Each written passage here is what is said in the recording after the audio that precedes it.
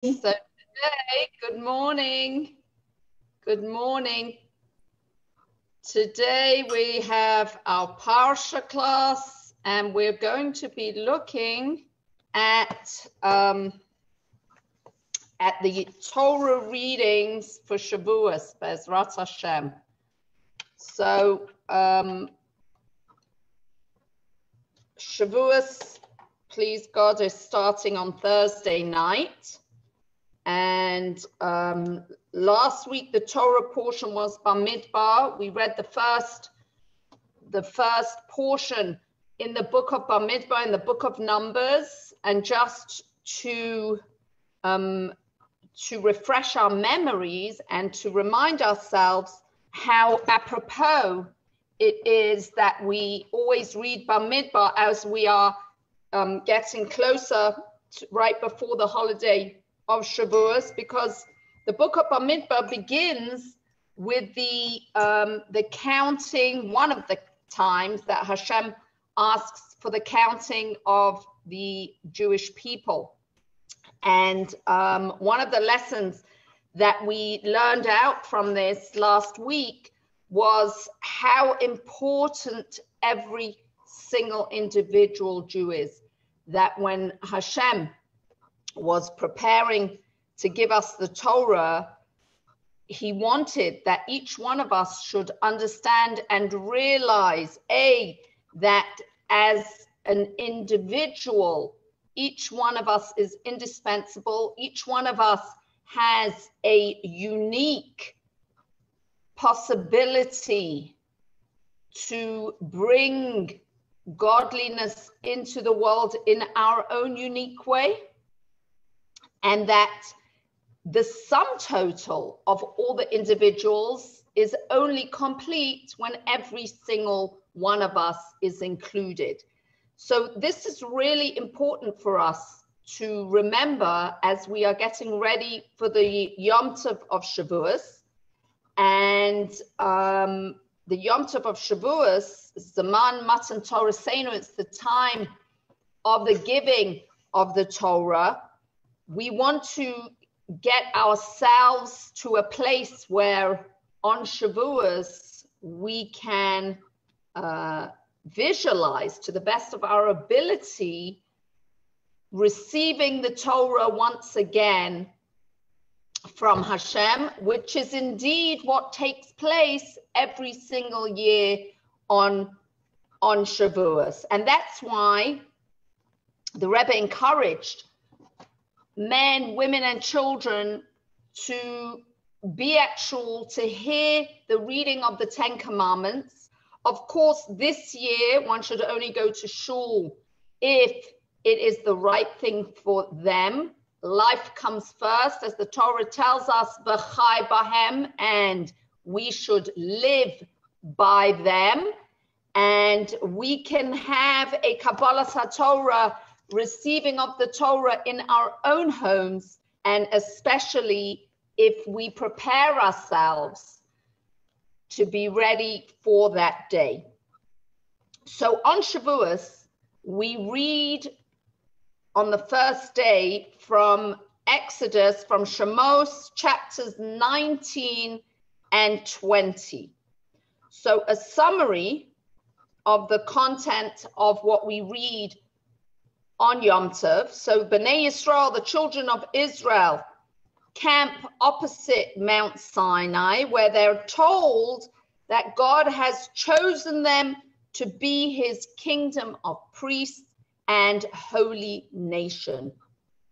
The people respond by proclaiming, all that God has spoken we shall do. Na'aseh.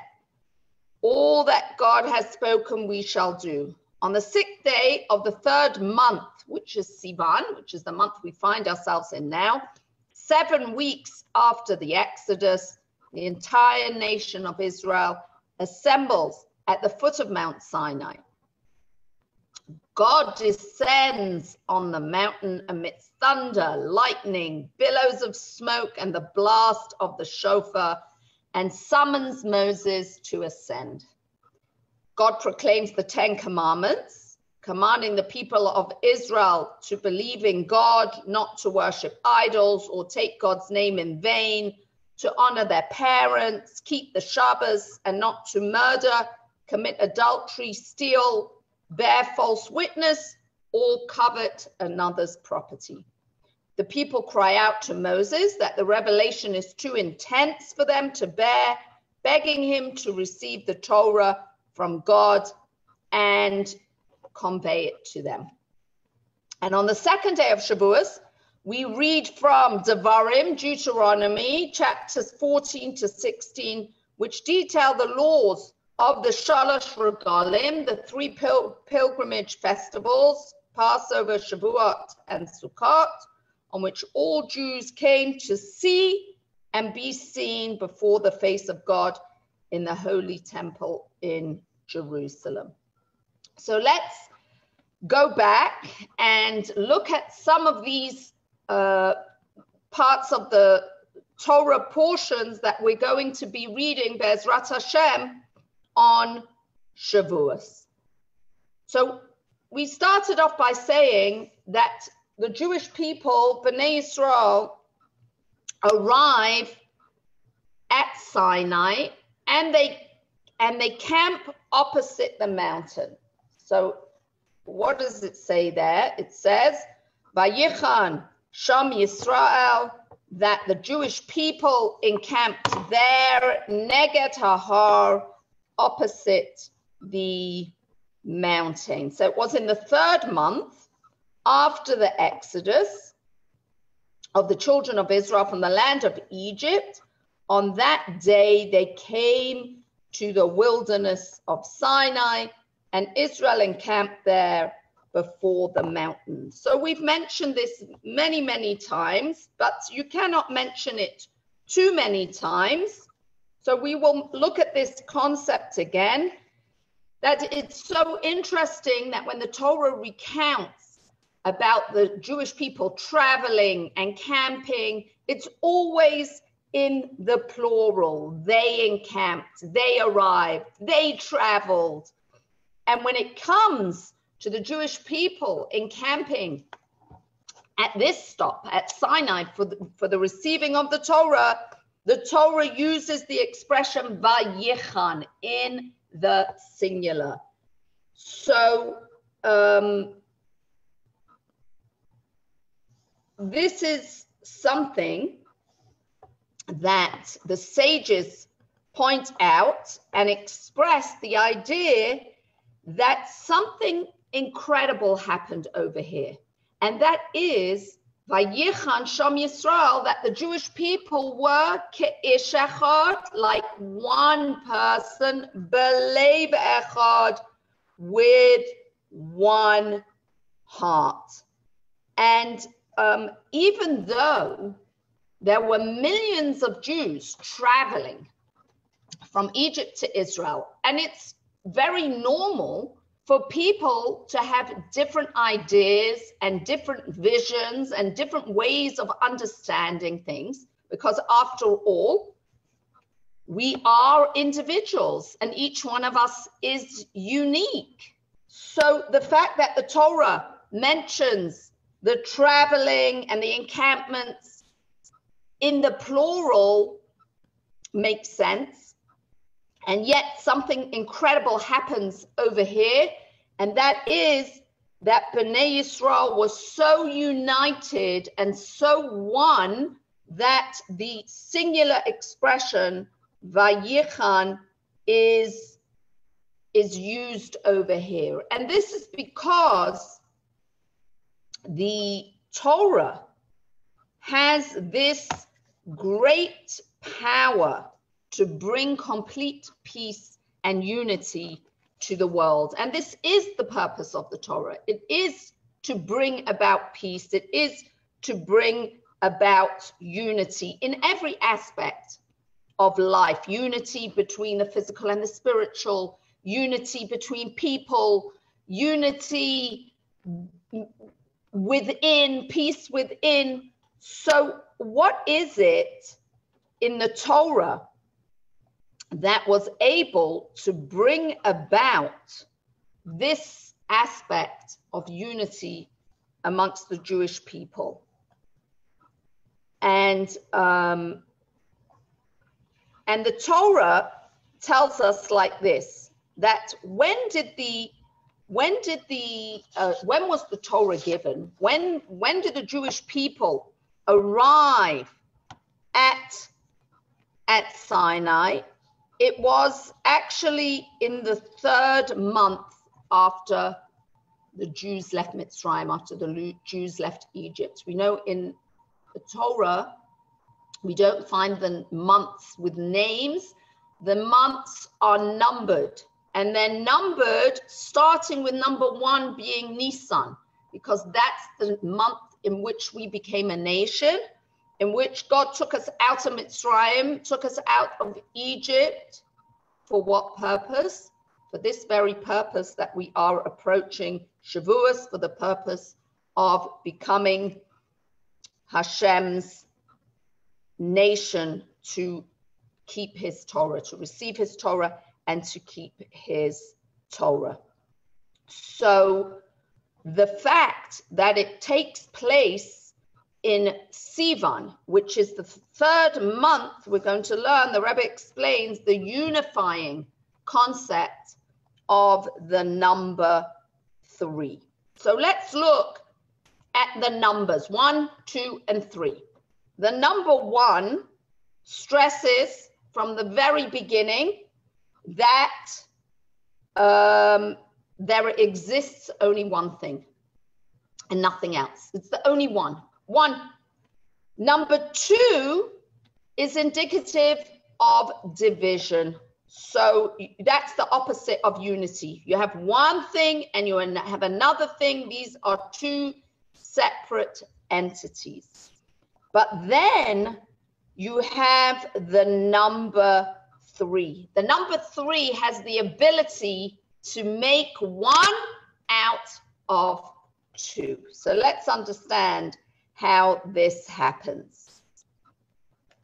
In the Torah, there's a law to learning the Torah and understanding the verses of the Torah. And the law is like this. If you have 2 verses that contradict each other, so verse number 1 seems to say something different to verse number 2, then what you can do is you can bring in a 3rd verse that will bring about a reconciliation between verse number 1 and verse number 2. So we see here how the number 3 has the ability to unite. Imagine also if you have 2 people who are having an argument and they can't come to an agreement, they can't come to a conclusion. What do? We bring in a 3rd party, a mediator, somebody to bring about a reconciliation. So in Torah, when we have this concept, when we bring in a 3rd verse to make 1 out of 2, so we see how the number 3 has this aspect, has this concept of uniting. And not only that, but the 3rd verse will shed light on how actually verse 1 and verse 2, rather than being total opposites, this 3rd verse will show us how verse 1 complements verse 2 and vice versa. So 3 fosters the concept of unity, and that's why Chazal say, the sages say that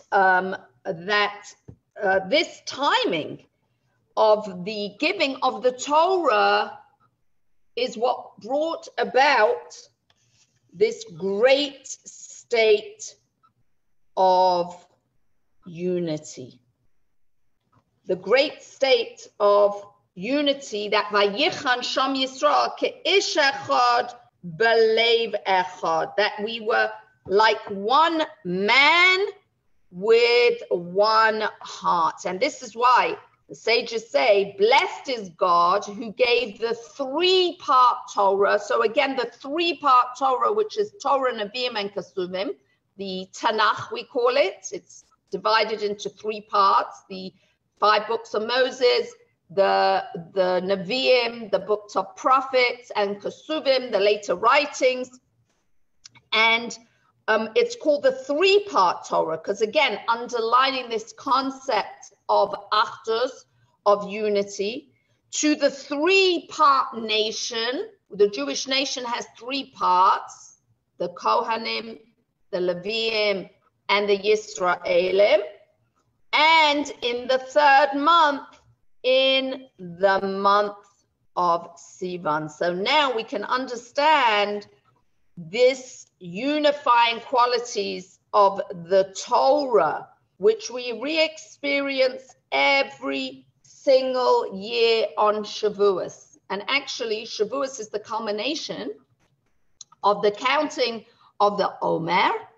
And we know that during this period, it's a mini period of mourning at the loss of the students of Rabbi Akiva, who died in a plague because of their lack of unity and respect one for the other.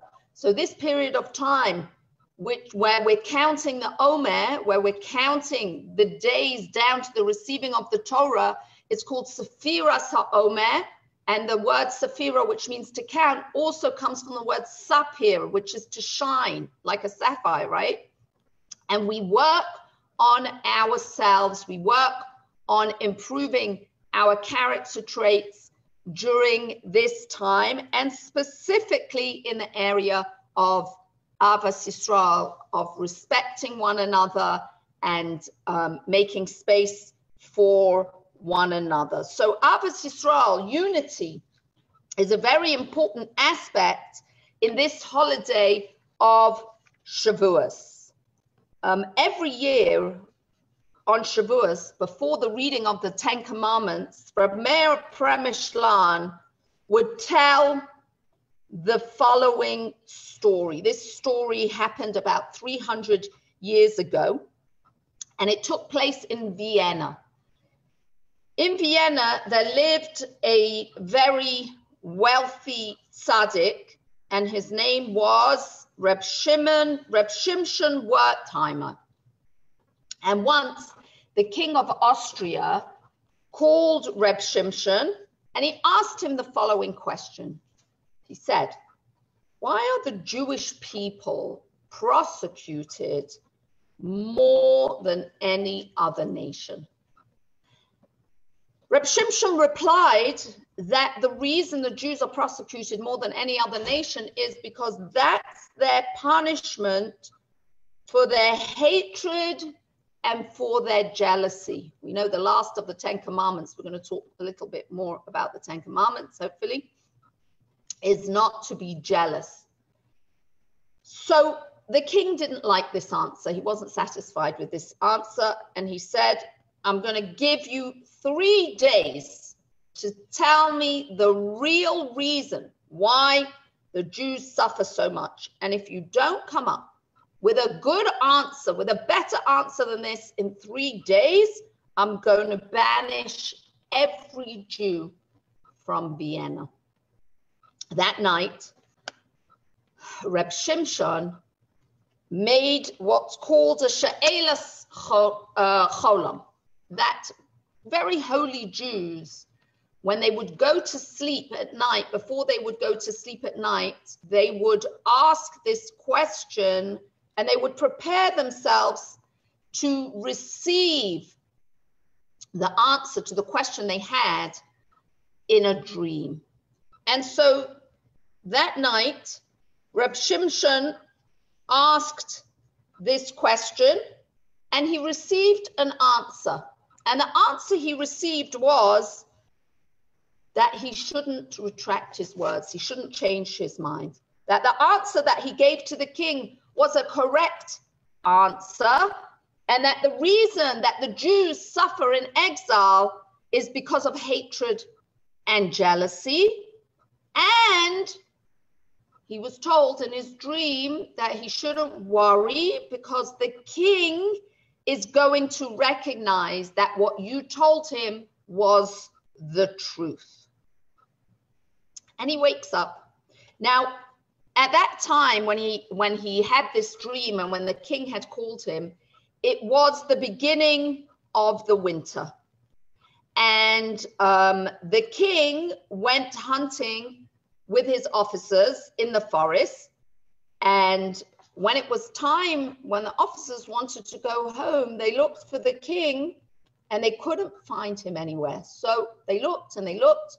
So they came to the conclusion that the king had left, that he had gone home already. The king had not left. The king was still there. And so now the king is left alone in the forest. He doesn't realize initially because he's very engrossed in his hunting. And it wasn't until nighttime fell that the king realizes he's all alone. And he starts to try and find his way out of the forest, but it's very, very dark and he can't find his way. Eventually, he sees, he comes to a river and he looks across the river and he sees that there are lights on the other side of the river. So he realizes he needs to get to the lights. So he jumps into the river. It's freezing cold. It's already the beginning of winter. And he swims across to the other side. And freezing and bedraggled and wet, he comes to the first house. He knocks on the door and he asks permission to come in. But they don't let him in because he looks very scary and they're afraid. And he goes from door to door asking for permission to come in. He doesn't tell anybody that he's a king because he knows that no one's going to believe him.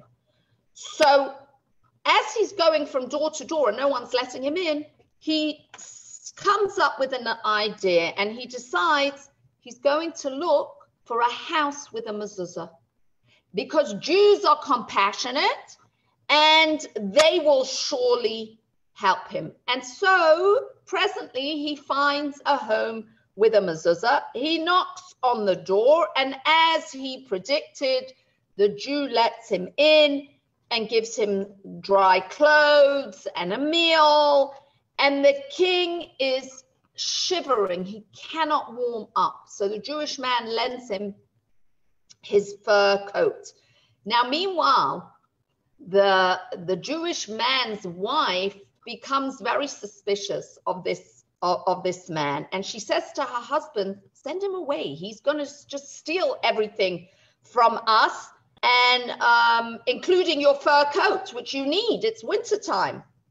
So the husband says, don't worry. I'm not worried about this guy. And but just to keep you rest assured, I won't go to sleep tonight. I'll stay up all night and keep an eye on him, that he doesn't steal anything. So everyone goes to sleep except for the owner of the home. And the next morning, the king asks the man, how far is it to Vienna? And how much would it cost to hire a wagon to take him there? So the host says, don't worry, I'll take you there and I'll charge you. He gives him a price, how much he's going to charge him. And the king agrees to pay the price. And the king, who still hasn't told him that he's the king, asked him if he could still keep on the coat because he's freezing cold.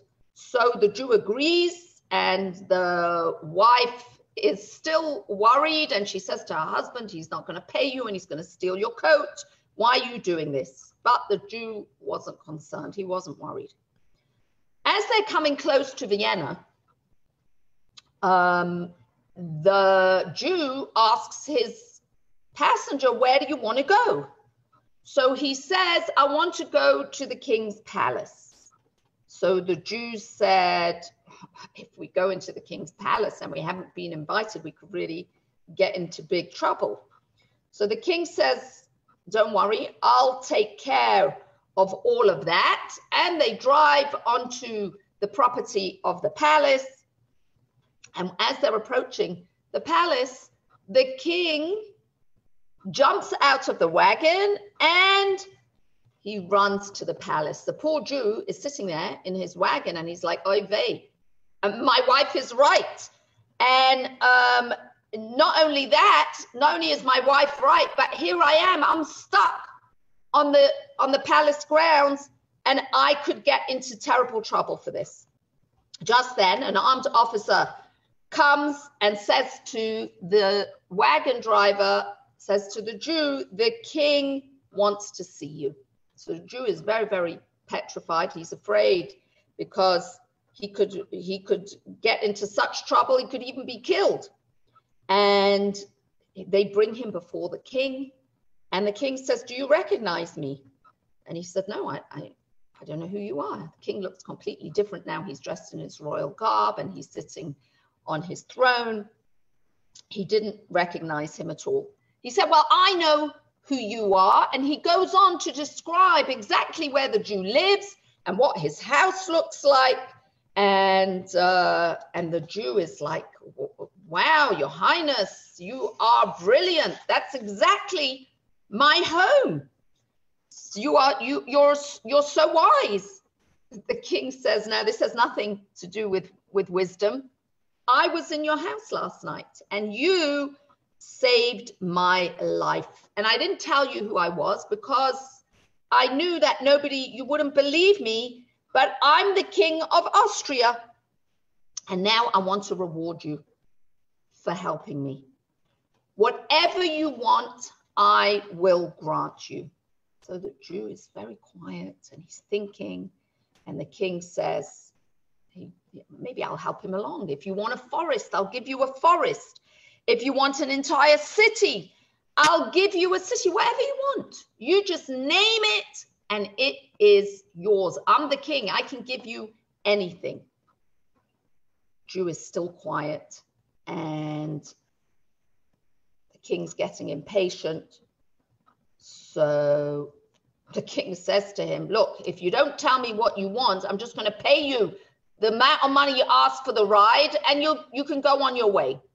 So the Jew says, you know what? Actually, there is something that I want. I am a traveling merchant and I go from town to town selling my wares. But recently, somebody started to do the same thing, to become my competitor in this business.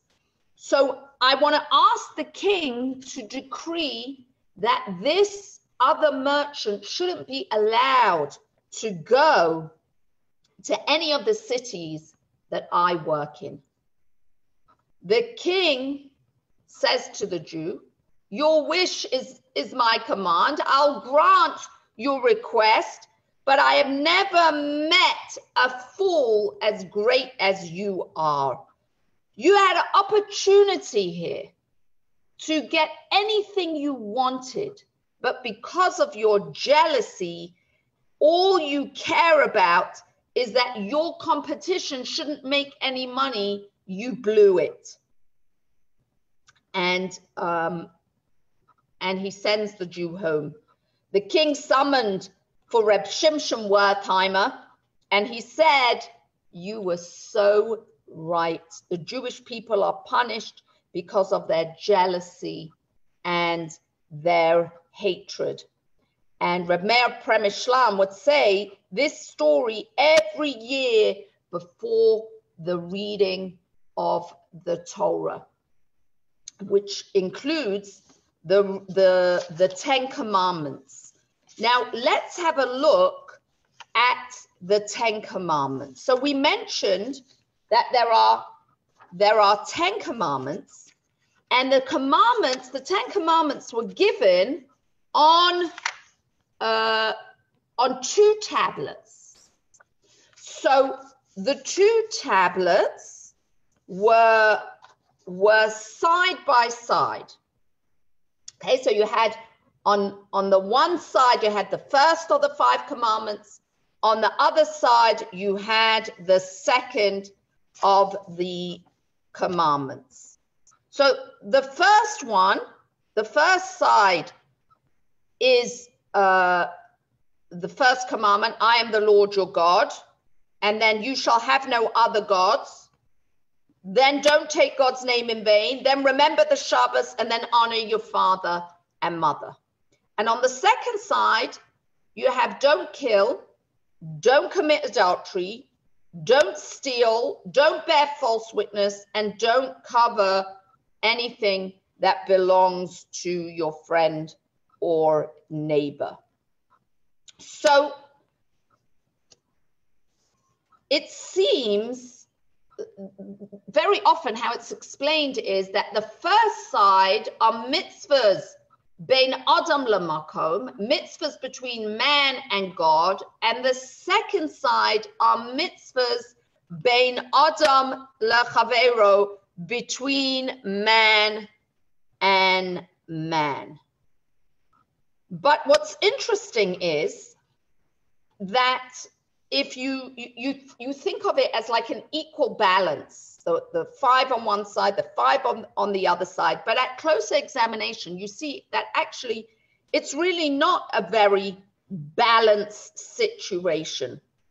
If you count up the words of the first 5 commandments, there are 146 words in the Hebrew text, in the words of Hashem. And on the second side, there are 26 words. So they're really not equally balanced at all. And one explanation, one of the reasons given by Chazal, given by our sages, is that actually the second side, the second part of the luchos are really a reiteration of the first side. And the way that they should be read in actual fact is side by side. So that means that commandment number 1, I am the Lord your God, it's a continuation at number 6. So here, I can give you a visual, even though it'll be backwards for you, but just to give you a visual, you see that's number 1 and that's number 6. So how you would read it is, I am the Lord your God, who took you out of the land of Egypt, etc., etc. Do not kill. And number 2 would be, you shall have no other gods. Do not commit adultery. Number 3, do not take God's name in vain. Do not steal. Remember the Shabbos. Don't bear false witness. Honor your father and your mother. Don't be jealous. Do not covet anything of your fellows. So what I'd like to do is just to take the first one, I am the Lord your God, do not kill, and take a look at how they are one following on from the other. So in essence, what we're saying is that really there are only 5 commandments, and that do not kill is another way of saying, Anochi Hashem Elokecha, I am the Lord your God. And that the prohibition of adultery is the same thing as the prohibition of idolatry. So let's look at the first one. Anochi Hashem Elokecha, I am the Lord your God. So do not kill. The sages are saying that if a human being murders another human being, it is akin to murdering God. How do we understand this? What does this mean? So we'll give an analogy, a mashal, to a king of flesh and blood. So the king comes to the city and he wants everybody in the city to recognize that he is a king. So he puts up portraits of himself everywhere, and he makes statues of himself, and he puts his image on the coin. And this is how he incorporates himself in the kingdom. After a while, the people in the kingdom destroy the statues, and they overturn his portraits, and they invalidate his coins. They bring in new coins, and in this way, they overthrow the king. So too, the sages say, that a person who murders another human being is akin to murdering God. Because if you look in the Torah tells us that God created man in his image. In the image of God, Hashem has created man. So now you might find that somebody commits a murder and they say that they believe in God. Or you might find a person who is an atheist or an agnostic. They don't believe in a higher power, and but they're against murder. So this comes to teach us that if you truly believe in God, you are not capable of murdering, because you understand that God created the world and God created people, and people are created in the image of Hashem. And if you truly believe that taking another life is wrong, then you will truly believe in God, truly believe in Hashem, meaning that you believe in essence that it is wrong. Not that you don't want to have a chaotic society or you're afraid of ending up in jail, but to understand and to recognize really what is a human being. How did a human being come to be on this world? So then, Anochi Hashem Elokecha, I am the Lord your God, and you shall not kill, are one and the same. I encourage you, if you have time before Yom Tov, to go to Chabad.org and learn how the rest of the 10 Commandments equal out to 5, actually. It's very interesting. Now, when Hashem gave the 10 Commandments, he said, Anochi Hashem Elokecha, I am the Lord your God. Lo yihiyeh lecha, you shall have no other gods. Now let's just set the stage a little bit. When Hashem gave the Torah to Bnei Yisrael, the entire world was still. Nothing stirred, nothing moved. The whole nature was anticipating this moment for which the world was created. And then there was this immense dramatical event that took place. There was thunder and lightning and a thick cloud, and the voice of Hashem was so loud that it reverberated in the entire world, that the entire world recognized and knew that Matan Torah, the giving of the Torah, was taking place. And the Torah says, regarding the voice that Hashem gave the Torah with, it says it was a great voice that did not cease. Now, this voice was so great and so powerful that the Jewish people couldn't tolerate it. The Medrash tells us that the Jews, in their fright of this voice of Hashem, ran back 10 miles from the mountain in a very short time, and that their neshamas, their souls, left their bodies. And they begged Moshe Rabbeinu.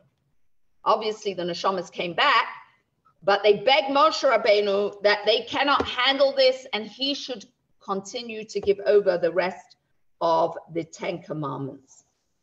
So the Medrash comments on this expression that the Torah tells us, a great voice that didn't cease. And what does the Medrash tell us? The Medrash gives 3 explanations what this meant. Number one, that the voice was not limited to Lashon HaKodesh. It was not limited to the language of the Torah, but rather it divided into 7 voices, and then from those 7 into the 70 languages of the world.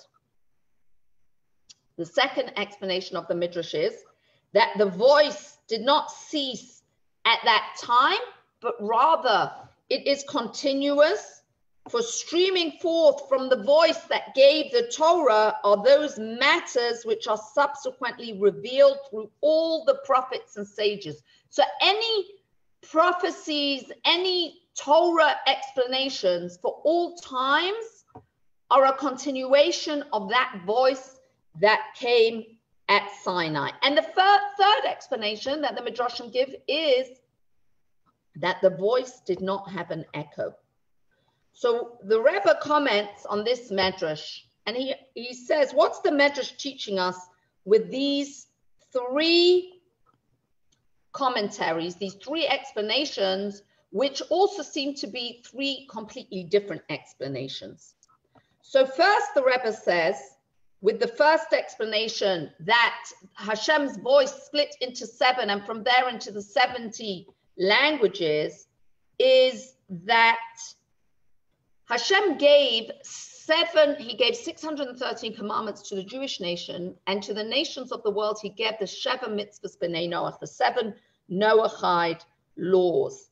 And the Rebbe actually encouraged Jewish people to bring this message to the world, and it's important that we need to realize that these Sheva Mitzvahs B'nai Noach were included at Matan Torah, at the giving of the Torah, and for that reason Hashem's voice split into 7 and was the 70 languages, and this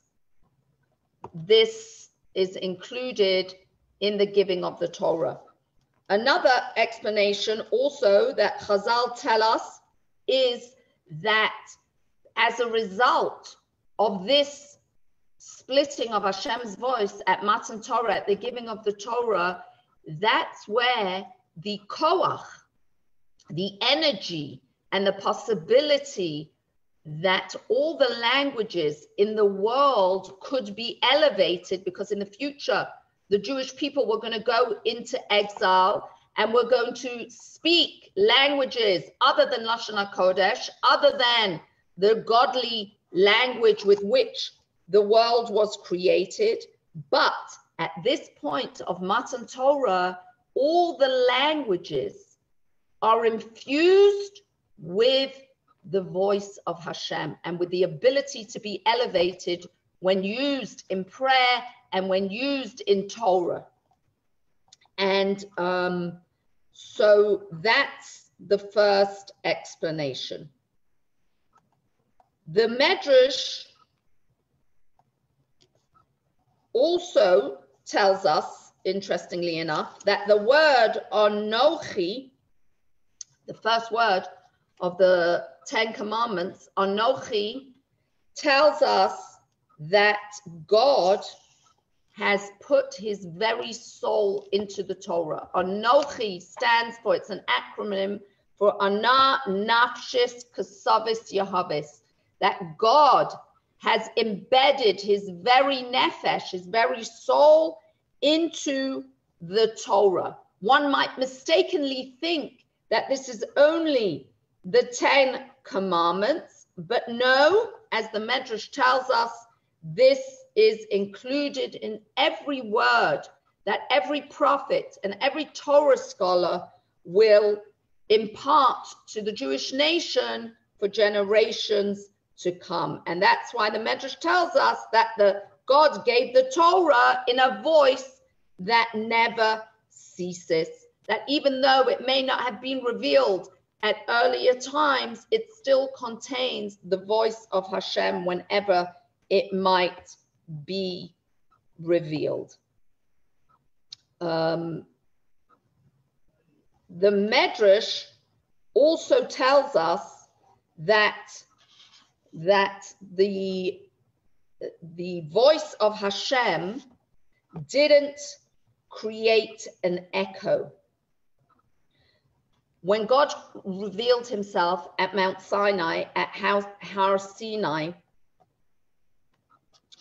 God's presence penetrated the entire creation, from the inanimate objects to the animals, to the plants, to human beings. And the sound of Hashem's giving the Torah arrived, the Midrash tells us, from all four directions, as well as from above and below. And that's why the Midrash tells us that Hashem's voice did not create an echo. Because what's an echo? An echo is when the voice, when the sound doesn't penetrate the object. But when God spoke at the giving of the Torah, it penetrated every single aspect of the created world. And that's why there was no echo at that time. So these are very important lessons for us as we get ready for Matan Torah, for the giving of the Torah. Now, on the second day of Shavuos, on the second day of the holiday, we do the customary Yizkar, where we remember the souls of the departed. Shavuos is the yahrzeit of David HaMelech, of King David. It is also the yahrzeit of the Baal Shem Tov. And King David, we know his great grandmother was Ruth. We have the custom also to read the story of Ruth on Rosh Hashanah, which we didn't even get to touch at all. Maybe over Yom Tov, you'll have an opportunity to learn about the book of the story of Ruth. And it's also the yahrzeit of a very, very special and holy Jew who converted to Judaism, and his name was Avram ben